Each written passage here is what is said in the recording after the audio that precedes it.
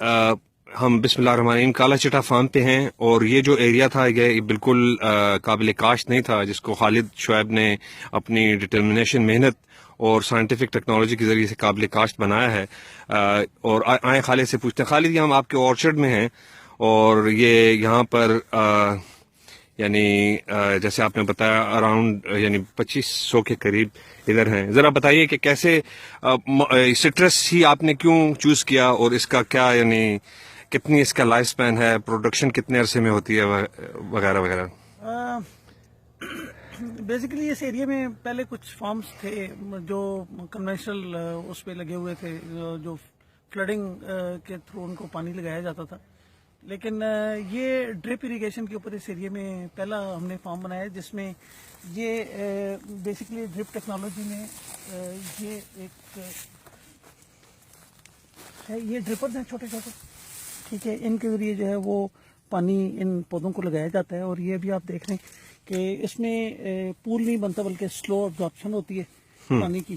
اور صرف 2 بندے یہاں پہ اس بلاک کے اندر 1400 پلانٹس ہیں، تو ان کو تقریباً یہ مطلب 2 بندے 6 سے 8 گھنٹے میں پانی لگا لیتے ہیں۔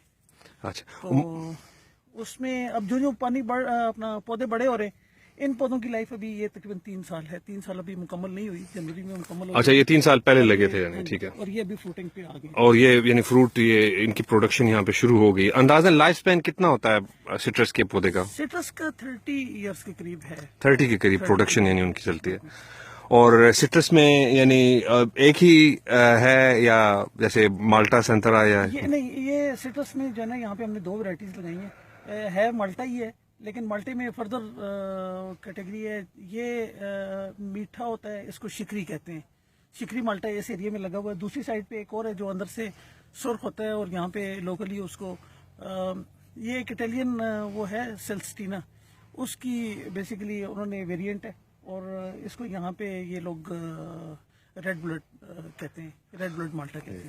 اچھا خالد، آپ نے اس فارم کا کوئی نام رکھا ہے؟ اگر تو بتا دیجئے۔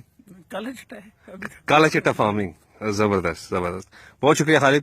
یہ جو ہے نا، یہ صرف یہ انفارمیشن کے لیے یہ ویڈیو کی ہے، چونکہ اس ایریے کو، یہ پہلے ایریا یہاں پہ آباد نہیں تھا، بڑے لوگوں نے کہا کہ یہاں پہ کرنا مشکل ہے، پر خالد کی ڈٹرمنیشن ہے اور ان کی سائنٹیفک نو ہاؤ نے اس ایریے کو قابل کاشت بنایا ہے۔